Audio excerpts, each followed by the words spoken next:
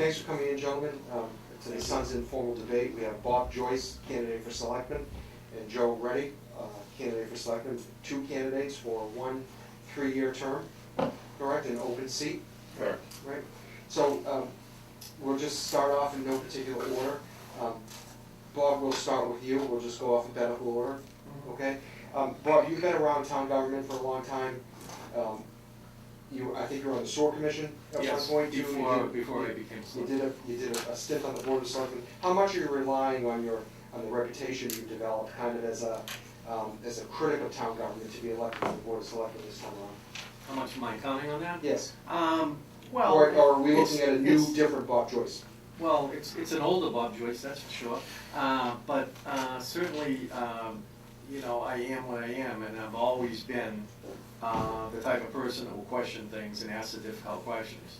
And to this day at town meeting, I do ask a lot of questions, probably more than most town meeting members, and I'm not so convinced that they know all the information. So, I think it's good to ask the questions. And also, I've been very involved since then with some neighborhood issues, like the fire station being located on Billerica Road. I never had a problem with building a fire station. I just had a problem with where they built it. And, the fact that the study committee said we need a drive-through fire station, and they built a fire station on the edge of a cliff. So we don't obviously have the drive-through. Also, I've been very involved in 40B projects that have been brought before the town, and there's one particular one in Mill Road that is going on now, and I'm working with the neighborhoods in that case too. So I've become a more neighborhood-friendly type of person, and of course, being on the planning board, we put a lot of weight with abutters and neighbors. Okay. So that's something I've learned. Okay, I'm going to cut you off. That was about a minute and a half. Okay. Joe, you come from a well-known political family in town. Your dad was on the board for a long time. They just named the meeting room after him. How much are you relying on the Reddy family name to be elected? And I have a quick follow-up question. Yeah. Did you ever attend your father's course on how to get involved in municipal government? Actually, no, I didn't attend his course. Okay. I am relying a certain amount on my family's goodwill, mostly because I think my father and the apple didn't fall far from the tree, and if any of his children reflect who he was, I would probably be the closest. But I've also, forged my own pathway since, he was involved. So, I've, in the last 5 years run 5 successful campaigns, whether it been Sean Scanlon's campaign for selectman, Matt Hansen's campaign for selectman, George Dixon's campaign for selectman. I ran Al Thomas's campaign for school committee, and I helped out with the Choose Chelmsford when Roland, basically tried to recall all of the selectmen. So, very heavily involved in those campaigns. It's one of the reasons why, as a first-time challenger, I have a very good grassroots support network. A lot of the people that, I've reached out and talked to, those are actually the reasons why they're supporting me, because I've worked hand-in-hand with them on other committees and other, informal settings. So, certainly having my father be Mr. Chelmsford helps, and I think that's because he did a lot of great things, and I'm not going to try to shy away from that. That's great. Just a quick follow-up. Matt Hansen's on the board now. Yes. And you said you worked for his campaign, right? Correct. Does he work in your real estate office?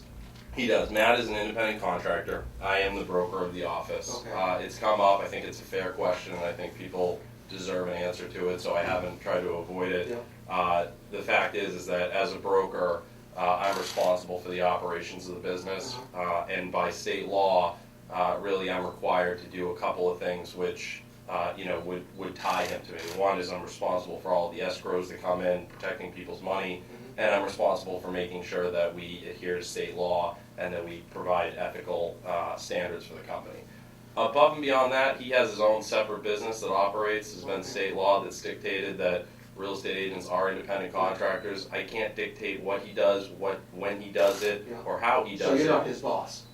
No, I mean, I am certainly in some respects by state law his boss. They require a broker to be in charge, to be bonded, to be licensed, and to make sure that people operate ethically. And so, yes, in that capacity. But I don't see that as being a conflict in what we're trying to do for the town of Chelmsford. Okay. I see it as an advantage because him and I certainly work well together, but we don't always necessarily agree on every issue. So. Yeah, let's swing it back just to town government. If you got elected to the Board of Selectmen, do you see yourself, being in the same boat as Matt Hansen on some of these controversial issues that come up before the Board of Selectmen, or even things as mundane as a liquor license?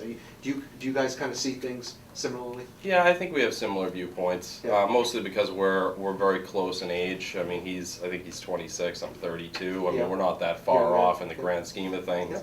Yeah. Him and I haven't necessarily always seen eye to eye when it comes to business stuff. I know that him and I talked about, the Kronos TIF that was given out. I thought it was Yeah. important to give that because it's not just about Chelmsford, it's about the greater economy.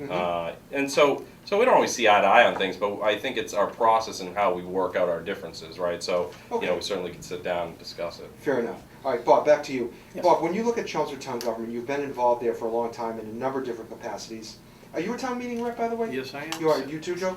I am, Since yeah. Yeah, okay. 1989. All right. What bothers you most about Chelmsford town government?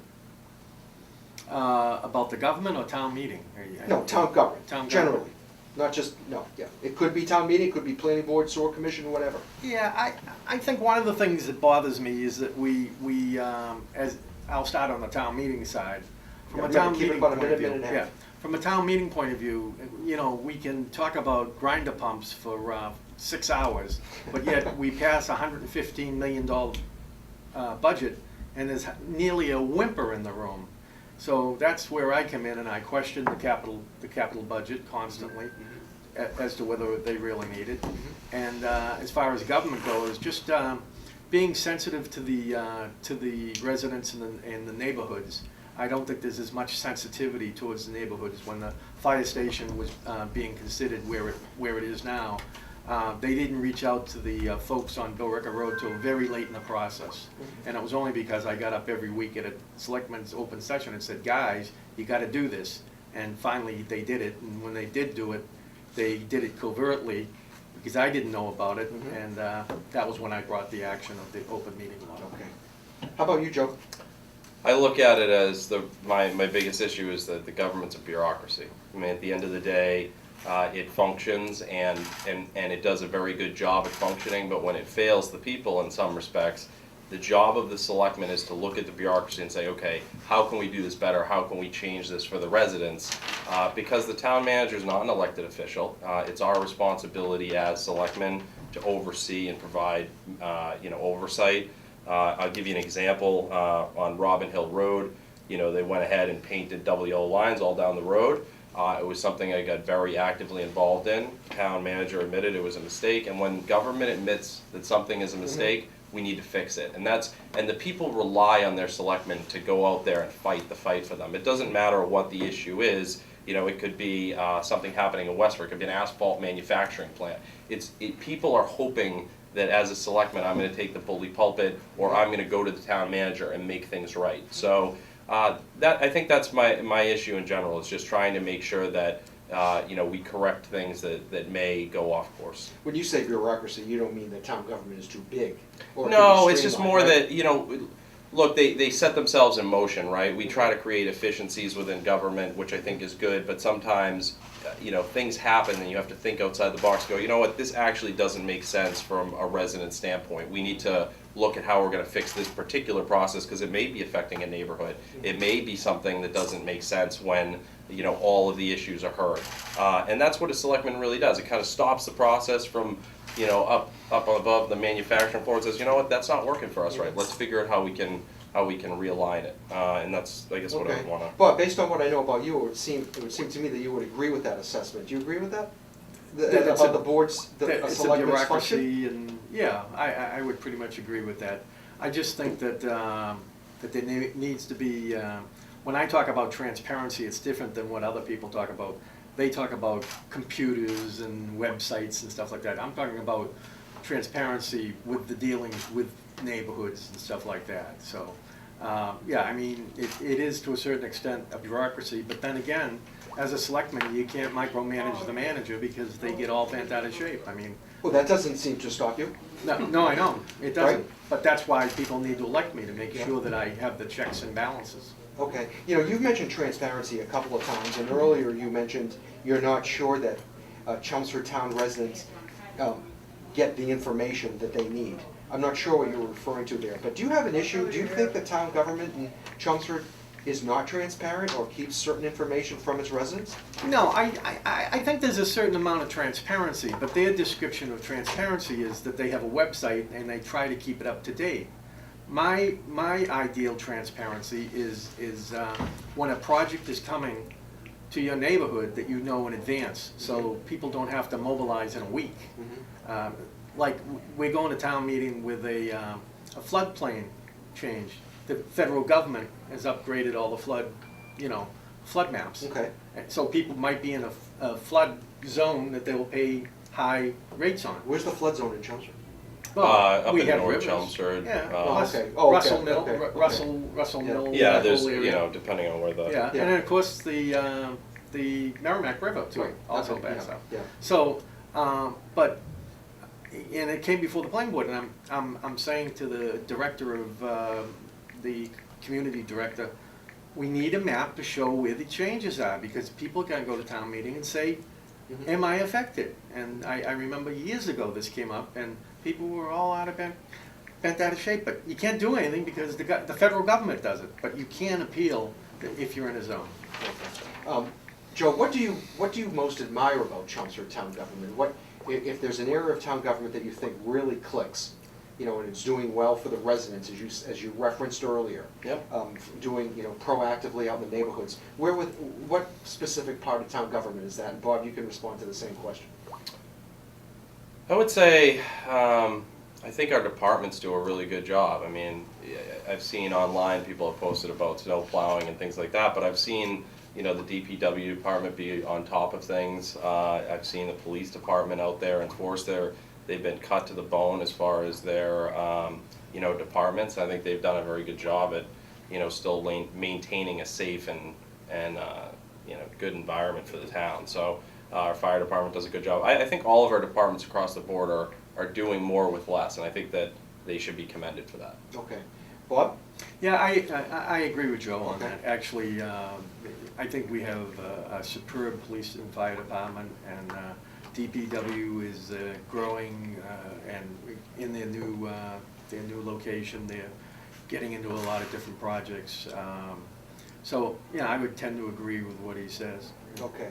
You know, I remember when I covered Chelmsford, taxes were always an issue, and whether to charge the businesses more, and more, such as here in Lowell. And I remember the Chelmsford Business Association always fighting that. And it's still one tax rate in Chelmsford, Mhm. correct? Mhm. Okay. Should that stay the status quo, Bob and Joe? Right now, I've looked at the numbers, and they're not significant enough, because we have a lot of open space in town. Mhm. So I think the more important thing to do is to fill that space, and then down the road, when things flip around a little, maybe we might consider it, but I can't see it in the immediate future. Mhm. Joe's a member of CBA, so he probably knows more about it than I do. So. Joe? Yeah, I'm opposed to to changing the tax structure. I think the single rate is what attracts businesses to Chelmsford. I'd like to focus more on filling the commercial vacancies. I think that makes a big difference. We're always in a competitive situation with other towns. Westford is eyeing businesses that we have. They're trying to steal them from us. We lost Goodrich a couple of years ago. Some of it's not necessarily about just trying to attract businesses, but also trying to retain the businesses that you have. And I think more often than not, when you change the tax structure like that, you actually affect small business more than anything. I mean, we're probably not going to lose Walmart, but it's your mom and pop shops where they own the building. They're paying a lot in personal property tax as well. So those are the people that get affected, and then they end up having to close up their shop. That's not really what I want to see. I think our main streets are really the growth of our economy and what keeps us going. So. Okay. This question comes from Grant Welker, who covers Chelmsford. Grant tells me that, there's been quite a bit of talk about post-employment benefit costs and how they're they're rising to a level that is alarming in some people's minds. How much money should the town set aside for these OPEB costs? And how should they look at that, Bob? There's really not a magic number. We're doing more in Chelmsford than a lot of communities are doing. Like if you compare us to Lowell, I believe that I think last year we put like maybe $1 million in. But the way I look at OPEB is I think it should be allocated across the budgets as a line on the budgets, so that every year when they do their budgets, like the school department, let's say, they'll see what their OPEB is, and then allocate, like if we're gonna allocate $1 million, then figure out the percentages of the budgets and apply them across it. That way, when they go to hire people, they're gonna look at it more, you know, in a different light. They're gonna say, oh, well, we're gonna have to take on OPEB here too. So, you know, they have to look to the future. And Paul Cohen has always said that, you know, we have to, you know, protect the children who are gonna come further on, right? But I can use that same argument for cutting down our rate of debt. We're going to be leaving our kids with the debt structure that we're incurring now. So. Okay. According to my notes, you're not quite in favor of that method. You'd rather find efficiencies within the budgets to pay down some of those costs and lessen the burden on taxpayers? No, I was actually open to the idea of to putting it into town budget, but all right, here, first of all, the OPEB is a stabilization fund, and I just want to make it clear because he's made a couple references in the past in other debates that I wouldn't be able to vote on OPEB because my mother was a school teacher.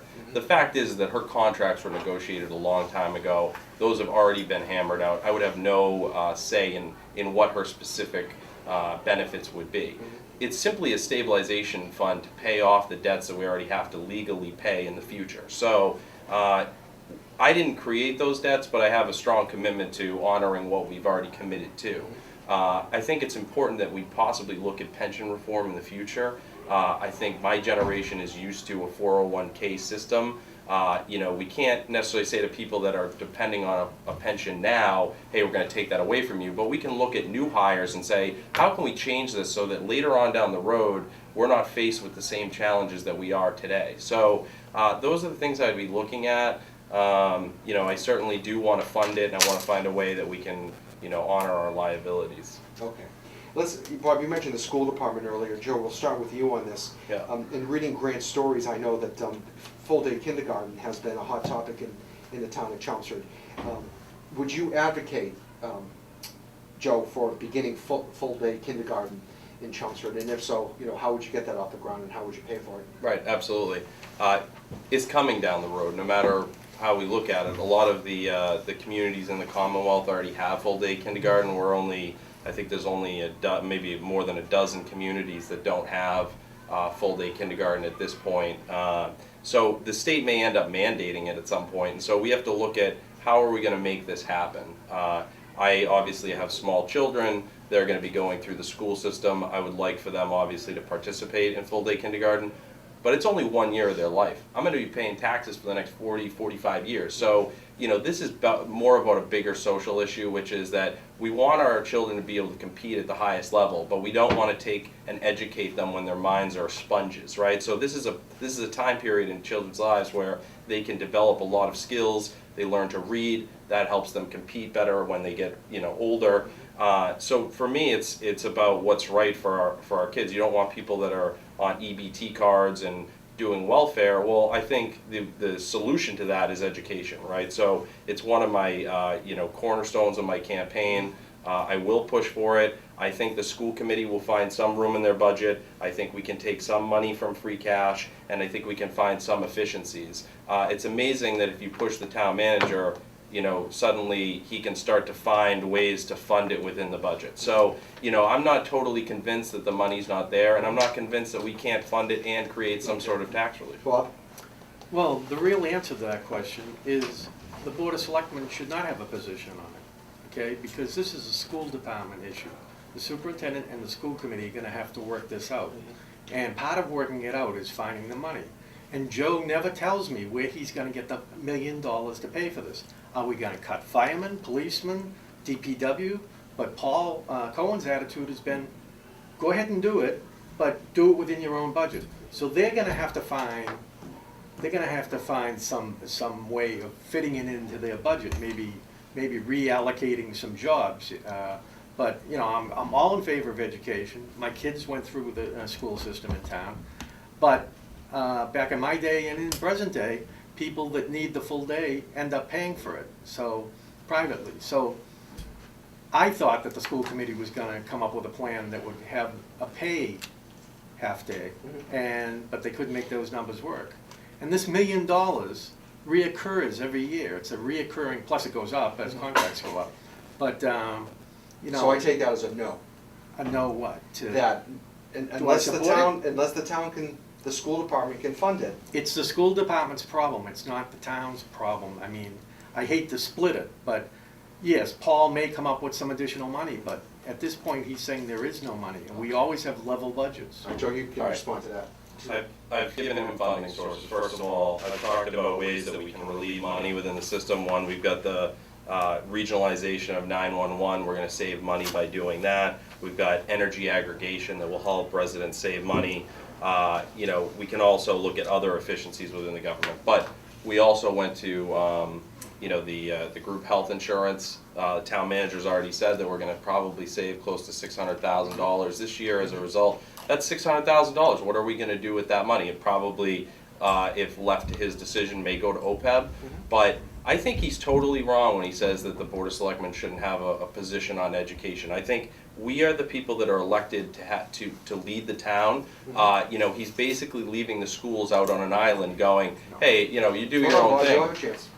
And that's my opinion of it, is he's basically like, oh, you figure out your own thing, but we'll just take no position. People need support, and they have to have support coming from somewhere, and I would be that person on the Board of Selectmen that would advocate for schools. I'm not saying I give them everything they want, but when you have something that's important to developmental skills, I think that's an important function. Maybe there are places that they can cut within the budget, and I would sit down with you know, Tiano and say, hey, is there ways that we can create some sort of room? Yeah, the superintendent of schools, and say to him, how can we create some room to make this happen? And I think as long as we have all stakeholders working towards the same goals, you know, we probably could find a solution. Bob, you know, the Board of Selectmen, you know, you want to get back on the Board of Selectmen for good reason. Boards of Selectmen are community's executive board. Yeah. You know, they kind of set the tone on everything. So why shouldn't it get involved in the kindergarten issue? Well, the thing is that the school department is very much autonomous as far as autonomous as far as their budget goes. They give us a number, and we can't tell them how to spend it. Joe's looking for efficiencies in the school department. Well, we've been through this for like 5 or 6 years. They've cut to the bare bone at this point. So I'm not opposed to the kindergarten itself, but how do we fund it in future years? The $600,000 that he's talking about on the insurance is a one-time shot. Okay, next year we got to come up with it again. So it's a sustaining. You have to sustain it. Plus you have to sustain the raises within they're all getting step increases. They're all getting 2%, whatever it is. So I'm not saying the Board of Selectmen shouldn't be concerned about it, but it should be the school committee's plan, and they should come in with a plan that puts money into their budget to a certain extent, and they can't always look to, you know, having the town manager bail them out. Well, the school department budget gets approved at town meeting, right? Yes, it does. And the Board of Selectmen takes a position on all warrant articles, does it not? They take a position on the budget, yeah. Okay, so, you know, wouldn't it be all hashed out Yeah. during a Board of Selectmen's Yeah. meeting? Yeah, When you're but when- deciding whether to yeah. support the school department's request for funding? Yeah, well, it remains to be seen, because right now, Paul Cohen is talking about an unbalanced budget for the first time in history. He's gonna come to town meeting with not enough money to fund his budget, and he thinks that by the time he gets to the fall, that he might have enough free cash, which is, by the way, the taxpayers' money, not his, and he might be able to provide more money at that time, but he's not sure, so. Joe, is that your understanding as well, that that the town manager will be coming to Springtown meeting basically in a deficit situation? Yeah, you're going to see that happening more and more, especially if my opponent's elected, because his goal is to give back the free cash, and the town manager's objective is to use as much of that as possible. I think that we have been on a good course over the last couple of years where we've been very aggressive in our budgeting, and when you're aggressive in your budgeting, it creates free cash. So now we're creating a system where he feels like he's going to try to fill up the entire budget and essentially overspend, knowing that he can come into the fall and recorrect for it. I don't like that approach. I liked our approach of saying, you know what, we're going to be as aggressive as possible, and if there's money left over, let's sit down and figure out how we're going to use it. I don't like putting it on autopilot. Oh, hey, you just get half the cash back. What if there are needs? What if there are great needs that we need, whether it's putting it to stabilization fund, putting it to OPEB, putting it to full-day kindergarten? Why shouldn't the Board of Selectmen sit down and talk openly about how that money should be spent? That's what people elect us to do, to make decisions. I don't want to just take some sort of autopilot move and then just say, you know what, that's it, I'm not going to make a decision, I can just sit back and half the cash always goes back and that's fine. No, I'd like to sit down with the town manager and say, what are we going to do with this? Okay, Bob, Maybe you we can do respond. send it back to the Okay, taxpayer. go ahead. Yeah. Unfortunately,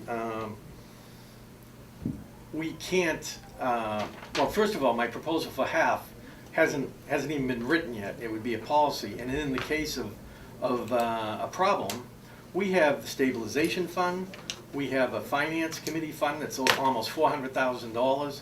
If the roof blows off a building, we can take care of it. Well, what I'm saying is, when we have a year like we have $800,000 or $900,000 or $1 million bucks in free cash, I don't want them to go build a DPW building. And this is what they did. They took Chapter 90 funds that should have been used for paving roads, and they used it to build a DPW. Because originally we passed a override for $5 million to buy the building. And they knew all the time it was going to be a $13 million building. Where were they going to get the money? So that's how they did it. They took it from free cash, they took it from Chapter 90. So those are the types of things I don't want to see. Do you want to respond to that, Joe?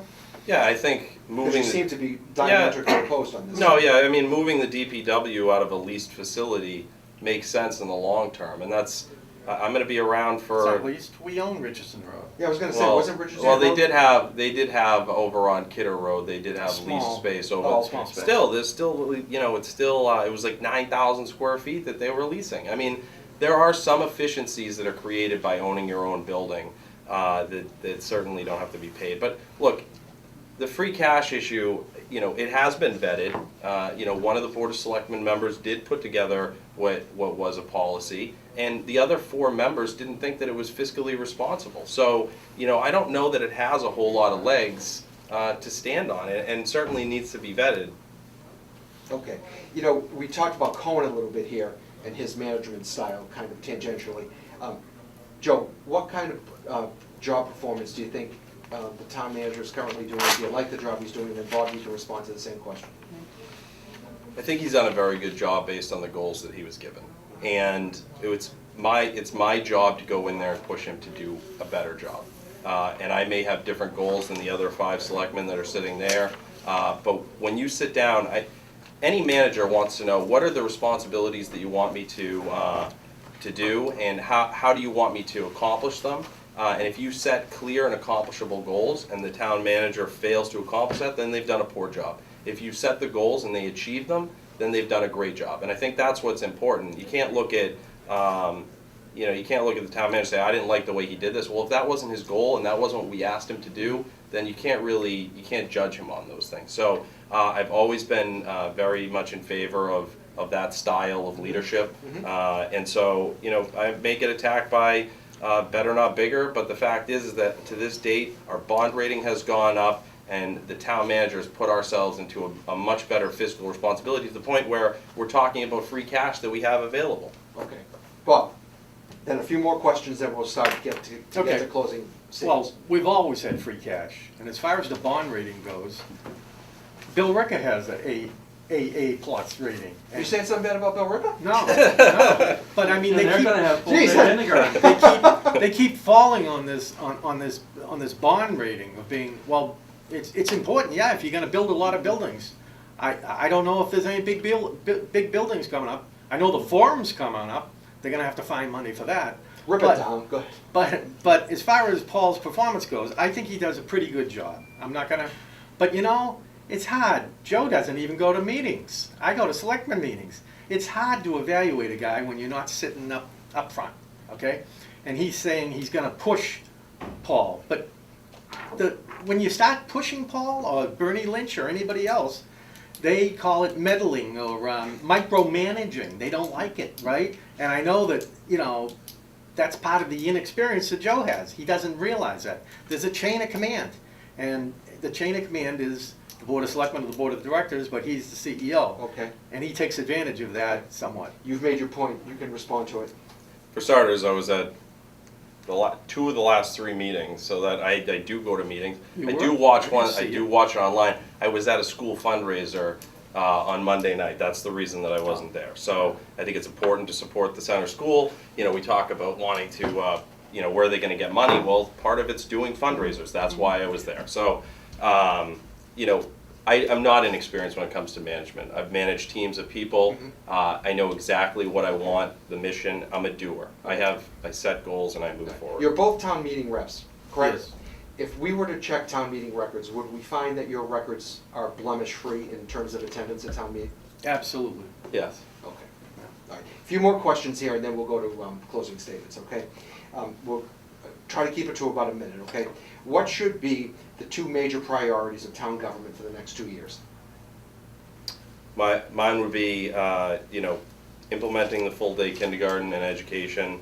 The other would be focusing on economic redevelopment, which is essentially looking at, you know, dilapidated buildings, buildings that are not being currently used, and focusing on how we can encourage the business owners that own those to put money into them and try to get new tenancies, which would create, you know, a higher tax value on those buildings, essentially helping raise our CIP, which is our, you know, our commercial tax base. Okay, right. And then, and hopefully offset our residential tax rate, which would save taxpayers money, Good. residential taxpayers. Thank you. Bob? Well, if I were elected, I would definitely support a 5-year strategic plan that would take all the departments, including the school department, which already does a strategic plan, and putting a plan together so that you know what's coming in the future. Paul has issued like a 25-page document here of he calls them super capital, extraordinary capital planning, and we're talking millions and millions of dollars that he's looking at in the future that we have to take care of for capital things. So I would definitely want to see a strategic plan, finance, the whole bit. You know, when the turf fields got going, I had a problem with it because it had never been on a capital plan, ever. We had never seen it. I mean, the fields are beautiful, and I give them a lot of credit for being able to get it done. But it was never. But wasn't there a lot of private fundraising involved in that? Only 500,000 out of 5 million. So, but Okay. it was made such a deal. Yeah, of but it. just a quick Yeah, follow-up on yeah. that. You wanted to leave the school department alone on kindergarten, but yet you want them in your capital plan. Is there any hypocrisy there? No, they are in the capital plan. I have no control over that. The town's capital plan includes the school department, okay? So, and then the other thing I'd like to do is find some kind of a solution for tax relief. I don't have the solution on the top of my head, but certainly we need to work on it. And I don't think it's a high priority for the Board of Selectmen. And when I watch the Lowell City Council, those guys are pounding, and ladies, are pounding all the time about the taxes. They don't want them to go up because their neighborhoods respond to them, hey, what's going on? Why are my taxes going up? So we really have to take a concerted effort to find a solution to tax relief. All right, sounds good. How would you rate the Board of Selectmen's performance over the past 2 years? Bob, you can have the first crack at that. Did he answer that one that I just answered? Yes. Yeah, Oh, he did. Yeah, Oh, okay. he went first. Oh, okay.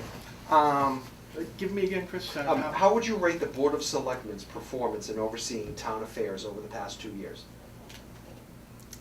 Well, I would say that they have pretty good performance. We've had some good people. Jim Lane, who's leaving the board, he's a super duper worker. There's no question about it. Plus, he has a very good job, and I don't know how he finds the time, and that's probably why he's not running again. But I would say that they're good, but I think sometimes they don't reach out to the community as much as they should. You know, if I were elected, I would they had an open mic night a couple of weeks ago, and nobody came except me and Sam Chase. So it was basically a dud. But what I'd do is I'd go around to different locations, like we have the old town halls now. Mhm. We could have a selectman being there. We could go to the high school one night. We could go to down in the south of maybe the Byam School. Okay. So those are the types of Okay. things I want to get Joe? accomplished. Just restate the question. The simple question, how would you rate the Board of Selectmen's performance over the past couple of years? Yeah, I think collectively as a body, they've done a good job. I think each one of them brings a different strength and weakness. You talked about Jim Lane. He is a super duper worker. That's somebody that we're going to be. But you guys agree on something? Yeah. Yeah, finally. Well, I'll tell you that he talks about asking the tough questions, but I think the difference between him and I is that you need somebody that's going to go out and implement the solutions and go out there and make things happen. I know for a fact that Jim Lane was big with the riverbank erosion for the people at Wellman. Mm-hmm. That means a lot to them. They need that $2.1 million. It's going to end up being like $3 million. They're going to fund some of it themselves, but they need that money to correct that problem. He went out, he met with the people from FEMA, he met with the local agencies from MEMA, which is the Massachusetts one, and made that happen. He was there meeting with people. One of the reasons why being in real estate is a good job is because it allows me to basically interface with people during the day, because I do everything by appointment basis, right? That was one of the things that he did great. George Dixon, same thing. He's good at going out, meeting with residents, getting to understand what the issues are. Matt Hansen's very accessible. Pat Woe just has a pretty good pulse on the community. And obviously Janet brings some good business skills to the board. So overall, I think they complement each other, and they've done a pretty good job to this point. Just one last question, then we can wrap it up. Chelmsford has how many state reps? 4? Yes. Or, yeah. Would either one of you start some type of effort, a petition, anything, to try to make that a little bit more sensible? Yes. Why? Well, I'd love to do that, but we did it a couple of years ago, and John Curlin was the person that fronted the thing, and we thought we were going to get to 3, but the legislature just doesn't care. They don't care about Chelmsford. They really don't. When we had Carol Clevin as our state rep, she was put in the basement because she was a Republican, right? And then, she was run out of town because she saw what was going on with the Speaker of the House, who eventually got indicted, and she had to be deposed on. So I don't hold a lot of faith for us ever going back to a single seat. I'd love it, but there's a good example there. I love Jim Massaro, but I blamed Jim face to face for Goodyear, whoever it was. It's right next to where I work in Westford. They poached them from Chelmsford, and the way they did it was through a lot of extra funding, but the state also kicked in a lot of TIF money as well. Joe, your thoughts on that quickly? Yeah, I'd like to see one legislator for the town of Chelmsford. And if you go back to Finneran, and I know he just said he was indicted, but the fact is his goal was really to keep urban legislators in power. And what he's done, and I don't even think it's good for Lowell, and I'll give you an example, is that you have a legislator get into office, and so they spend all this time in Lowell and then a little bit at Chelmsford. So if you have a Lowell candidate run against them, well, now they have to not only fight the Lowell front, but now they have to go into Chelmsford where they don't spend very much time because they're a new candidate. It helps empower that urban legislator, right? And then on our side, we just feel voiceless because we say to them, hey, this is what our problem is. But if Lowell becomes a priority over Chelmsford, they're going to go Lowell because that's where their core votes are from. And not just Lowell, but it could be Concord, Carlisle, could be Westford. And it's not their fault. They're trying to work with their constituencies. Their constituencies just happen to be a much bigger base, whether it be in Lowell, Westford, or Concord. And so I think it's important to push it. I mean, I don't know if we'll ever get back to it, but regardless... Well, the kids from UTEC go down there once a week to fight for what they believe in, to vote at 17 in city elections. Maybe you guys should do the same thing? I think that the people of Chelmsford should send me in because I bring a fresh perspective. I have a lot of energy. I bring entrepreneurial skills. And I have business leadership here in the town, owning a small business. I think I can bring all of those things to the table. I think I can tackle the tough problems that are affecting people, that people sit around the dinner table and talk about. So You know, I have basically a plan of what I want to do, and that starts with economic development, tax relief, education, and I want to be an advocate for the residents. So I am open to anybody calling me. At the last debate, I gave out my number, 978-884-6972. I've received a lot of calls since then. You know, I've been able to talk about different issues. Not all of them have been about tax relief. And I'm excited to help people, and that's what I'm here for. No problem is too big, no problem is too small. So give me a call, happy to chat, or send me an email at info@joeready.com. Thanks, Joe Reddy, And I ask candidate you for for your selectman. vote. Bob Joyce. Thank you. I want to preface my remarks by saying that all the things that Joe talked about, his entrepreneurial and all that stuff, business experience, I have all that too in my history. So, but I have a lot more of government history in my background than Joe has. He's only been on economic development and a town meeting rep. My name is Bob Joyce, and I'm running for the Board of Selectmen. I'm running for the Board of Selectmen because I love Chelmsford. This is a wonderful town that has provided my family with a great quality of life. As a selectman, I will work hard to ensure that all residents are able to enjoy the quality of life in Chelmsford that Chelmsford can provide, including our town seniors who made Chelmsford what it is today.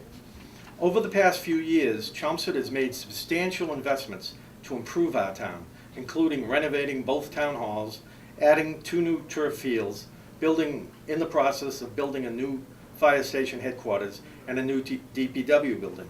These are investments that will provide benefits for years to come. However, Chelmsford residents are wary of town spending and want to see a slower rate of growth of their property taxes. They expect the Board of Selectmen to be leaders and make tax relief a priority. As your selectman, I will work hard to make tax relief both a priority and reality.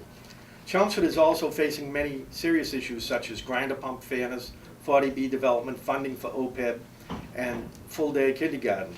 Therefore, now is the time for the town of Chelmsford to create a 5-year strategic plan.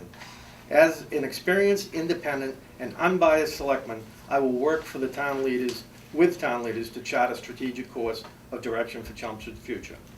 My name is Bob Joyce, and I pledge to bring accountable leadership, fiscal responsibility, and transparency in town operations. I respectfully ask for your vote on April 1st for the Board of Selectmen. Thank you. Thank you, gentlemen. Good luck. Thank you. Thank you, Thanks, sir. Joe. Appreciate Thanks, it. Bob. Good seeing you again. Thank you. Yep. Yeah.